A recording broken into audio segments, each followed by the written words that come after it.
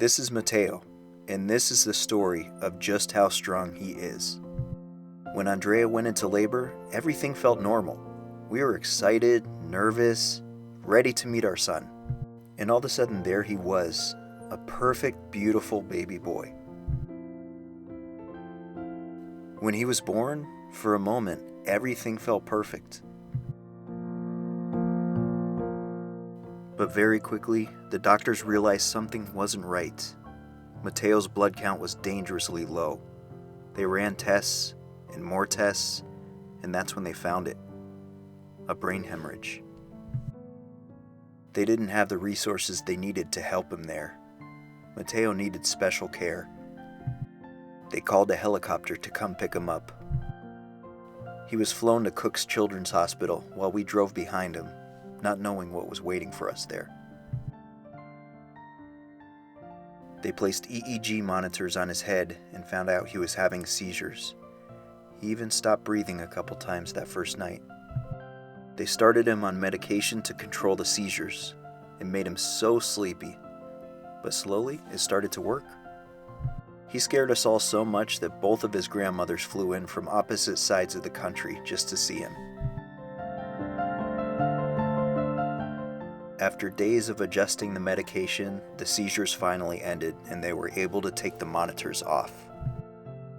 Mateo was cared for by an entire team: neurologists, neurosurgeons, infectious disease, hematology, physical therapy, speech therapy, all of them working together for one tiny life. Not to mention the around-the-clock care from the wonderful nurses at Cook's.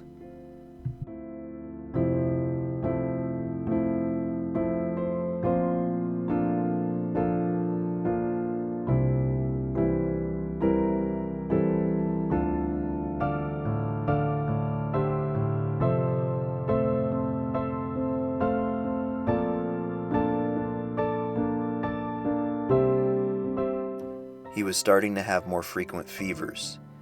Even though every test came back negative for infection, the doctors couldn't risk missing anything.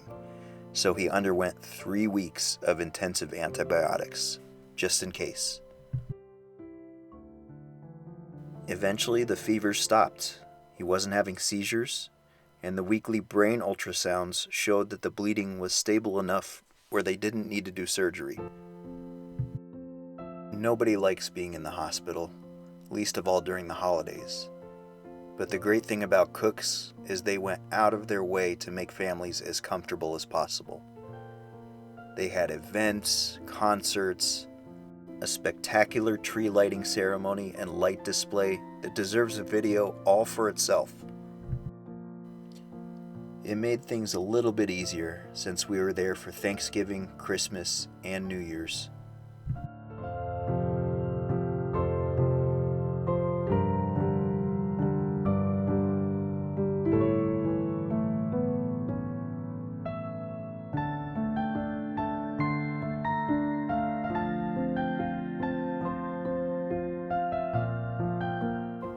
We slept on the couch in his hospital room for 6 weeks because we wanted to be as close as possible and for him to know we were there.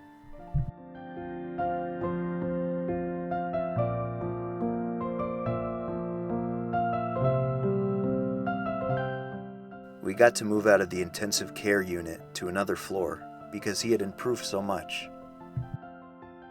Mateo was almost ready to go home. We just had one more hurdle. He couldn't eat enough by mouth yet, so we made the hardest decision to place a G-tube surgically so he could grow and thrive at home. We knew he was in good hands. The doctor that was doing the surgery had separated conjoined twins a couple years earlier. This would be a cakewalk. And of course, Mateo made it through like a champ.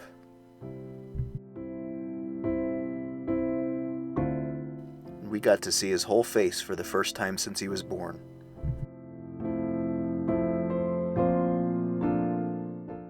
And then, after 6 long weeks, we finally got to leave and bring our son home.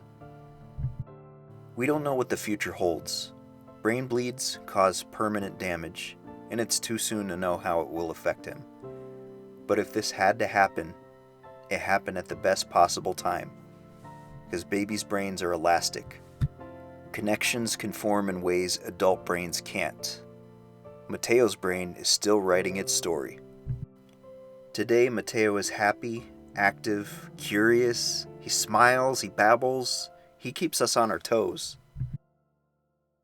This is Mateo, and he's stronger than anything we ever could have imagined.